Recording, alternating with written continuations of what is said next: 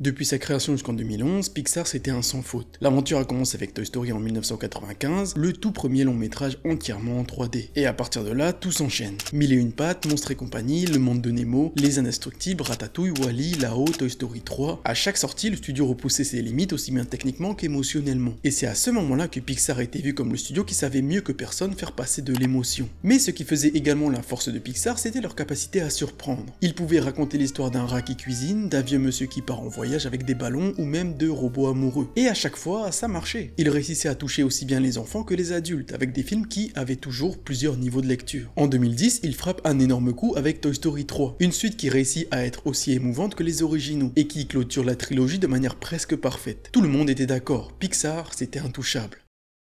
Speed. I'm faster than fast, quicker than quick. I am lightning.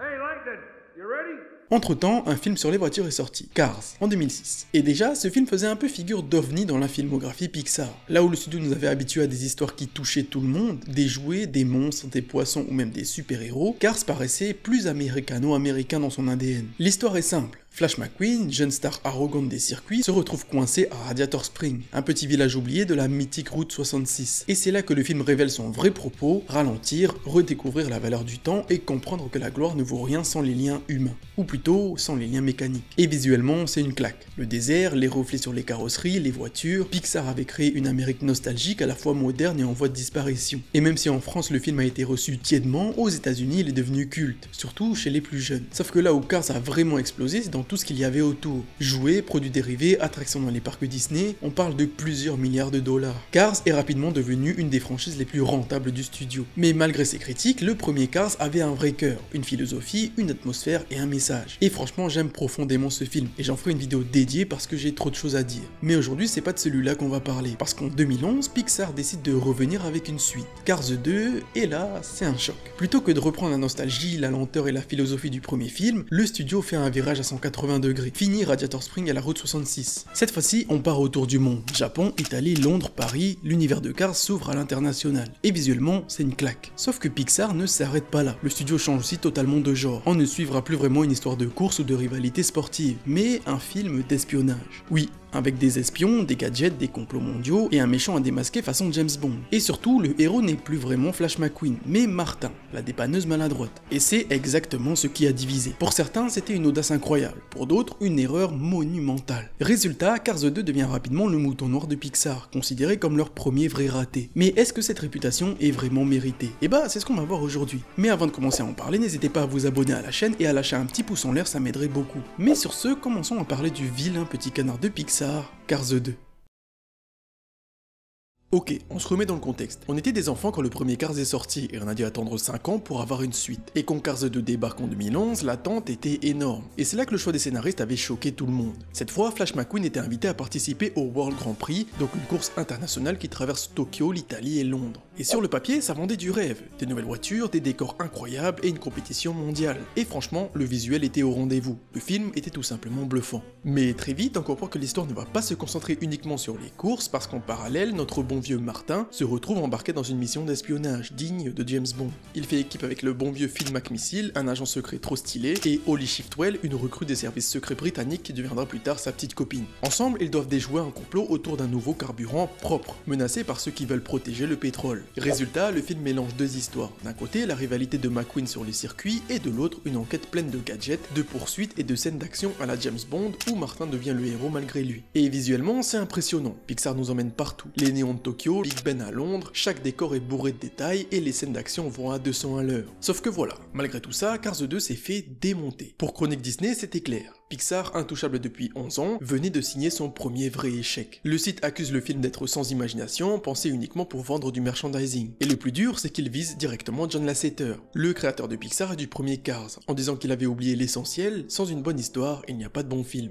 Les problèmes pointés sont toujours les mêmes. Martin qui passe de second rôle à héros principal, alors que McQueen, c'était censé être le personnage central. Et lui, il est relégué au second plan. Les films devaient être son arc narratif, mais apparemment, les scénaristes ne l'ont pas vu du même œil. Le scénario était également jugé trop mince, avec une morale simpliste, sans cette fameuse double lecture adulte-enfant qui faisait la magie des Pixar. En gros, un film qui amuse les plus jeunes, mais qui ennuie les plus grands. Mais attention, même eux reconnaissent que tout n'est pas à jeter. Ils soulignent quand même que l'idée d'intégrer l'espionnage apporte des scènes d'action explosives, pleines de gadgets, et surtout que les décors mondiaux sont splendides. À ça s'ajoute une bande son ultra efficace avec des artistes comme Robbie Williams. Le blog du cinéma, lui, dit un peu la même chose. Visuellement, rien à dire. Le film est beau, les courses internationales avec des voitures inspirées de la F1 ou du rallye font plaisir, et le voyage à travers le monde reste impressionnant. Mais pour eux, le problème, c'est Martin. Ils le décrivent comme un inspecteur balourd qui résout les enquêtes malgré lui, et qui n'a rien à voir avec le cœur du premier film, les courses. Résultat, Cars 2 promettait un tour du monde palpitant, mais se perd dans une sous-intrigue d'espionnage mal exploitée. Et puis il y a Abut Ciné qui a été un peu plus nuancé, eux trouvent le scénario plus complexe que celui du premier film avec plusieurs intrigues parallèles, du suspense et une vraie séparation entre les héros. Ils apprécient aussi que le film mette l'accent non plus sur la gloire de McQueen, mais sur son amitié avec Martin. Et ils soulignent un autre détail souvent oublié, le discours écolo. Cars 2 parle des carburants alternatifs, de la fin des ressources et rend hommage aux voitures elles-mêmes.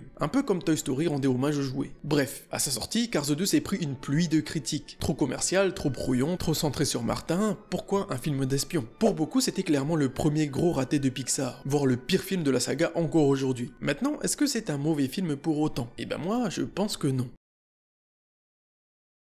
D'abord, soyons honnêtes, Cars 2 c'est peut-être le Pixar qui exploite le mieux son univers. Le premier Cars ou même le troisième, ça reste surtout des histoires humaines transposées à des voitures. Un pilote arrogant qui apprend une leçon de vie, ou encore un champion vieillissant qui veut transmettre. Mais Cars 2 lui ne peut exister que parce que ce sont des voitures. Tout est construit autour de ça, les gadgets intégrés dans la carrosserie, les moteurs utilisés comme indice, les armes vocales, les transformations mécaniques et surtout l'arrivée de nouveaux véhicules comme les avions, les trains ou encore les bateaux. Pour la première fois, on comprend vraiment comment fonctionne ce monde, comment ces voitures interagissent avec leur environnement et à quoi ressemble leur quotidien. Et si on est attentif aux détails, Cars 2 devient une véritable pépite dans l'enrichissement de l'univers. Ensuite, visuellement, comme je l'ai dit, c'est une claque. Pixar a mis le paquet, les néons de Tokyo, les canaux italiens, Londres avec Big Ben, transformé en engrenage géant, la ville de Paris qui est tout simplement magnifique, chaque décor est bourré de détails et d'inventivité. C'est un film qui va très vite et pourtant si tu mets sur pause, tu découvres à chaque fois des micro-détails qui montrent à quel point le studio a peaufiné son travail, franchement c'est trop beau. Et d'ailleurs il y a de nombreux clins d'œil à plusieurs films Pixar. Mais Cars 2 ce n'est pas seulement une vitrine technique, c'est aussi un film qui développe l'amitié entre McQueen et Martin. Alors oui, on peut être surpris de voir McQueen relégué au second plan, mais le film choisit d'explorer un autre axe, celui de leur relation. Et Martin, parlons-en. Beaucoup l'ont vu comme un Jar Jar Binks de Pixar, un comique lourd, balourd, insupportable. Mais en réalité, Cars 2 montre autre chose. Martin n'est pas juste un débile qui fait des blagues, il est calé en mécanique, il est compétent dans son métier de dépanneur, et il est intelligent à sa manière. Le film lui donne l'occasion de briller et de montrer que même un personnage maladroit peut avoir de la valeur. Et ça, je trouve que c'est une belle idée. Donc dire que c'est un débile qui a de la chance, c'est faux. Parce que dans un monde de voitures, une des compétences les plus importantes, c'est justement de s'y connaître en mécanique. Après, j'entends les gens qui disent que le film aurait pu être un épisode des aventures de Martin, mais sûrement pas un film Cars, qui devrait, eux, se concentrer sur Flash McQueen et sur la course. Un autre point positif, c'est le personnage qui a marqué tout le monde, Finn McMissile, clairement inspiré de James Bond.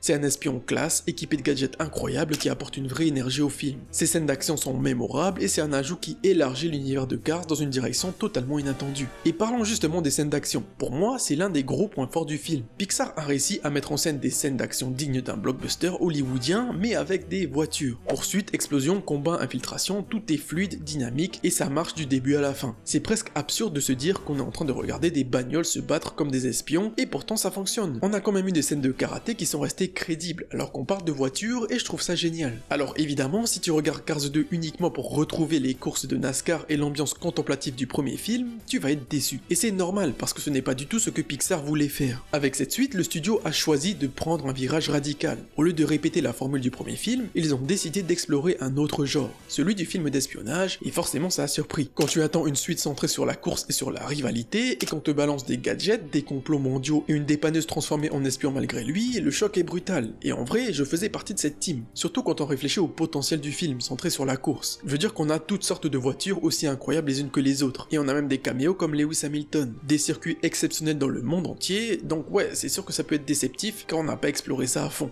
Mais ce choix ne veut pas dire que le film est mauvais, ça veut simplement dire que Pixar a changé de terrain de jeu. Il faut se rappeler du contexte, Pixar était alors considéré comme intouchable, chaque film était un bijou d'émotion et d'originalité. Du coup, le public attendait un nouveau chef-d'œuvre, une nouvelle leçon de vie emballée dans une histoire de voiture. Mais Cars 2 n'avait pas cette ambition, son but c'était d'élargir l'univers, de le pousser dans une autre direction, quitte à bousculer les attentes. Alors oui, si tu voulais voulais revivre la philosophie lente et la nostalgie du premier film, tu as toutes les raisons d'avoir été frustré. C'est comme si tu allais voir un film de sport et qu'on te servait un thriller d'action. Forcément, ça déstabilise. Mais est-ce que Cars 2 est un mauvais film? Je ne pense pas. Parce que derrière cette rupture de ton, il y a quand même un vrai travail. Des scènes d'action inventives, une richesse visuelle incroyable, des idées audacieuses et un univers qui s'élargit bien au-delà de Radiator Springs. Cars 2 n'est pas le film que le public attendait, c'est vrai. Mais ce n'est pas non plus ce désastre qu'on aime répéter. Pour moi, c'est une tentative différente, plus audacieuse qui mérite d'être réévaluée aujourd'hui. Et d'ailleurs, je me souviens que lors de mon premier visionnage, le plot twist de fin avait fonctionné sur moi. La révélation de l'identité du vrai méchant, je ne l'avais pas vu venir. Et ça m'avait marqué. Alors oui, Cars 2 n'a pas la même puissance émotionnelle qu'un Lao ou qu'un Toy Story 3. Oui, il s'éloigne de la poésie, de la philosophie du premier. Mais c'est aussi un Pixar qui a osé casser ses propres codes, qui a tenté un mélange improbable entre un film de bagnole et un film d'espionnage. Et rien que pour ça, il mérite d'être vu avec un autre regard. Peut-être qu'au fond, Cars 2 est simplement un film en avance sur son temps. Un Pixar qui n'a pas trouvé son public à sa sortie parce qu'il déstabilisait trop, mais qui aujourd'hui peut être redécouvert comme une œuvre différente, imparfaite mais passionnante. En tout cas, une chose est sûre, Cars 2 n'est pas un accident industriel. C'est un pari, et même si tout le monde ne l'a pas apprécié, c'est exactement ce genre de prise de risque qui a fait de Pixar le studio qu'on admire encore aujourd'hui.